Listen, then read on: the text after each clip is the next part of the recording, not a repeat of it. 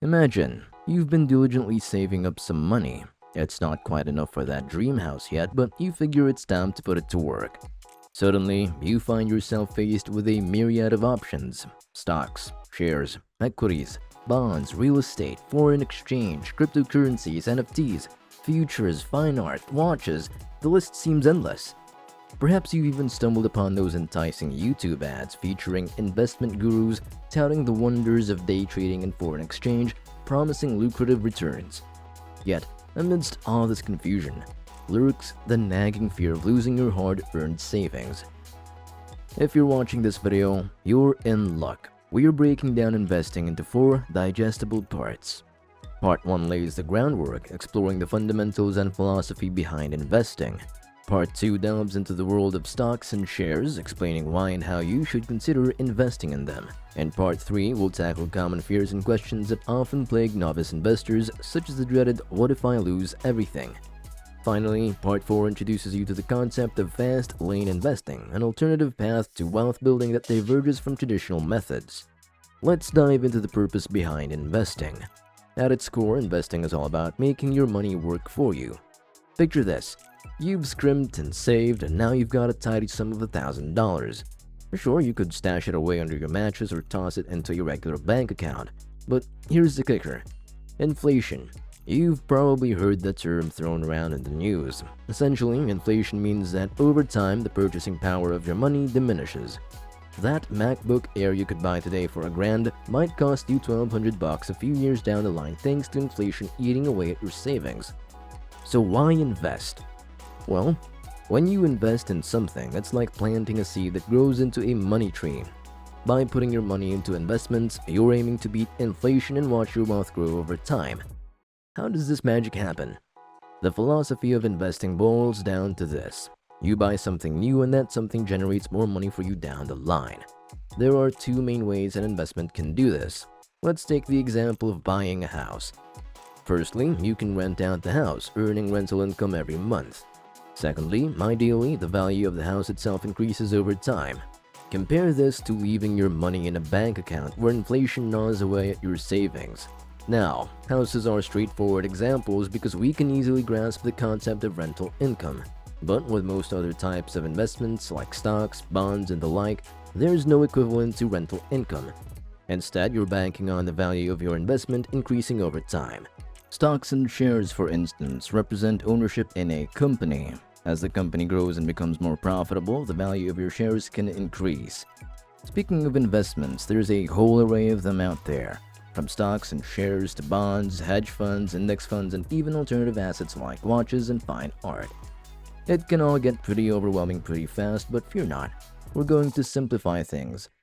For the rest of this video, we'll focus on investing in stocks and shares, the bread and butter of investing for everyday folks like you and me. Unlike buying a house or diving into the volatile world of cryptocurrencies, investing in stocks and shares doesn't require massive sums of money or a high tolerance for risk. It's accessible to regular folks with no special credentials needed. So when people talk about investing, they're often referring to buying shares of companies like Tesla, Netflix, or Amazon. These are the building blocks of wealth creation for many investors. Alright, buckle up for part 2. Why and how to invest in stocks and shares. Investing in stocks and shares is like owning a piece of the action in the companies you believe in. Let's take a familiar example. Apple. As a publicly traded company, anyone can buy and sell its stock on the stock market. Now, in an ideal world, you could just pop over to Apple's website, click a button, and voila, you're an Apple shareholder, but alas, it's a tad more complicated than that. You'll need a middleman, or as we call it in the investing world, a broker, to help you navigate the process. Once you've got that squared away, congratulations, you're now part owner of some Apple stock. Now, let's talk about how you can turn those investments into cold, hard cash. There are 2 main ways to make a profit. Firstly, you can sell your shares for more than you paid for them. It's like buying low and selling high. Second, some companies share their profits with their shareholders through dividends. It's like getting a sweet bonus just for owning a piece of the company. Take BT for example, or British Telecom. They're known for paying dividends to their shareholders. So if you're a proud owner of BT shares, not only do you hope for the stock price to go up, but you also get a share of the company's profits. Now let's tackle the big question. With so many companies out there, how do you decide where to invest your hard-earned cash? Let's take a leaf from Warren Buffett's book. Unless you're a financial whiz who eats, sleeps, and breathes the stock market, picking individual stocks might not be your best bet. It takes serious expertise to predict which companies will soar and which will flop. But fret not. There's a simpler solution: index funds. Index funds offer a hassle-free way to invest in the entire market. Instead of playing the risky game of picking winners and losers, you're spreading your investment across a wide range of companies. For instance, you can put your money into an S&P 500 index fund, which gives you a slice of America's top 500 companies. This way, you're not banking on your own crystal ball predictions. Instead, you're betting on the overall growth of the market over time. Now, sure, there are folks out there who make a living analyzing individual stocks and making educated guesses about their future performance, but even they don't always get it right. That's where index funds come in. They offer a hands-off approach to investing that's backed by decades of research and proven results. Now, let's dive into the world of index funds and why they're the bee's knees for us regular folks looking to dip our toes into investing. An index fund is like a ready-made basket of stocks and shares, with the index part referring to its tracking of a specific stock market index. Take the S&P 500 for example. It's a widely recognized index that includes the 500 largest companies in the US. From tech titans like Apple and Microsoft to old-school giants like Berkshire Hathaway and Ralph Lauren, the S&P 500 covers a wide range of industries and sectors. So why should you care? Well, the beauty of the S&P 500 lies in its simplicity. It gives you a single number that reflects the overall performance of the US stock market. When the value of these 500 companies collectively rises, so does the S&P 500 index and vice versa. It's like having a pulse on the health of the US economy and its leading companies. Now here's where it gets exciting. Let's say you decide to invest $1,000 into an S&P 500 index fund. What happens next is pretty neat. Your money gets spread out among those 500 companies based on their weight in the index. So if Apple makes up 6.4% of the S&P 500, congratulations, you now own $64 worth of Apple stock. Similarly, your investment in Microsoft, Ralph Lauren, and every other company in the index reflects their respective weights. So, why is this strategy endorsed by investing legends like Warren Buffett? Well, it's all about simplicity and diversification. Instead of trying to outsmart the market by picking individual stocks, Buffett suggests mirroring the market's performance through index funds. By spreading your investment across a broad range of companies, you're reducing the risk of putting all your eggs in one basket. Plus, you're not relying on your own predictions or gut feelings about specific companies. Sure, you could try your hand at stock picking, but the odds are stacked against you. Numerous studies, including those conducted by Buffett himself, have shown that very few actively managed funds consistently outperform the market. Even if they do, their success tends to be short-lived. It's fascinating how your observation aligns with a common trend in investing experiences. Many folks who've ventured into picking individual stocks have found themselves in choppy waters, often ending up with losses.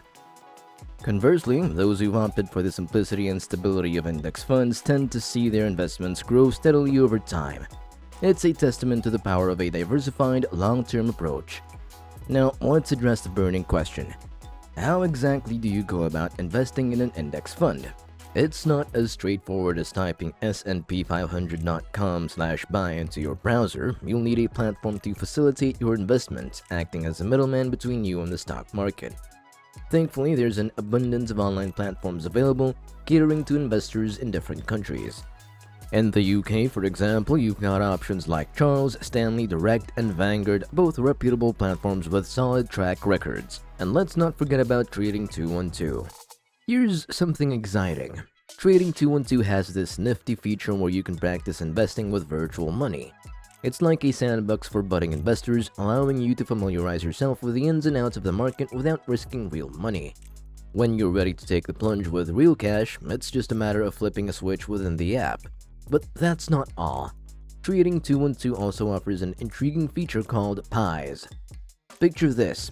You stumble upon an investment pie created by a seasoned investor detailing allocations to different stocks and assets. With just a click, you can replicate that pie in your own portfolio, effortlessly diversifying your investments according to the expert's strategy. Now here's the cherry on top. Trading 212 is commission-free, making it accessible to investors of all levels. Now, let's tackle part 3. Common fears, concerns, and questions about investing. One of the biggest fears that can grip an investor's mind is the fear of losing money. Sure, the chances of a giant like Vanguard collapsing overnight might seem as slim as winning the lottery, but what about the fluctuating value of your investments? Picture this. You've poured your hard-earned cash into the S&P 500 only to witness the financial crash of 2008 wipe out a chunk of its value. Panic sets in, but here's the thing. If you sell in a panic, you've realized the loss. You've turned a temporary downturn into a permanent dent in your finances. However, if you ride out the storm, history shows that the market tends to bounce back over time. It's a bit like owning a house. Sure, the value might dip in the short term, but over the years, barring any catastrophic events, it's likely to appreciate in value. The key is patience. And let's be real here. What are the odds that all 500 of the biggest companies in the US will suddenly collapse overnight? Slim to none. These companies are engines of innovation and productivity. Every day, thousands of employees are hard at work. This in turn fuels the growth of these companies over time. After all, as long as people continue to crave the latest gadgets and services, these companies are poised to thrive. Now, the age-old question, how much moolah do I need to dip my toes into the world of investing? Here's the good news, you don't need to be rolling in dough to get started. In fact, platforms like Trading 212 and Vanguard make it super accessible. With Vanguard, you can kick off your investing journey with just a few $100, while Trading 212 lets you dive in with as little as a few dollars. Now, let's touch on a couple of other investment avenues that you can dabble in. Take, for example, real estate. It's not exactly beginner-friendly, requiring a hefty deposit and navigating the intricacies of mortgages, and then there's crypto, which is the wild west of investing. Crypto is not for the faint of heart, and when it comes to crypto, it's important to remember only invest what you can afford to lose. It's a risky game and there are no guarantees of hitting the jackpot. Alright, let's dive into the fast lane of investing, the part 4, shall we? So far, we've been cruising down what some folks might call the slow lane of wealth building. You know the drill, saving up a chunk of your paycheck, tossing it into the stock market, and waiting patiently for it to grow into a tidy sum over the decades. But hey, there's a whole other lane out there and it's called the fast lane. What exactly is the fast lane? What's the deal with this fast lane? Well, instead of parking your cash in someone else's business like Apple or Amazon, you're putting your money to work for you.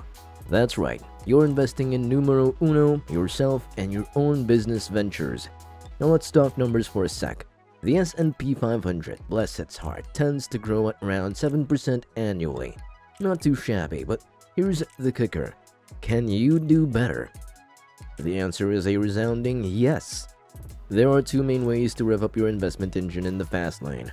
First up, investing in yourself. Picture this. You're a healthcare assistant pulling in a few dollars every hour, but hold up. With a little extra training as a phlebotomist, yeah, the blood-taking wizard, you rake in more. So, you drop in a few $100s on a course, level up your skills, and bam, suddenly you're doubling your hourly rate. Talk about a sweet return on investment. And hey, let's not forget about your own business ventures. Have you ever dreamed of owning a coffee shop or maybe starting your own YouTube channel? The possibilities are endless. The key here is to bet on yourself. Sure, it's a bit riskier than parking your cash in the S&P 500, but the potential rewards, oh, they are sky high. Now, I know what you're thinking. How do I even get started on this fast lane journey? Well, it's all about taking that first step. Whether it's investing in your education or launching your own business, the world is your oyster. So, there you have it. The fast lane approach to building wealth. It's not for the faint of heart, but for those willing to take the plunge, the rewards can be astronomical. Alright folks, that's a wrap for today. Thanks for tuning in and I'll catch you on the next video. Until then, happy investing. I hope you all have a safe and wonderful day.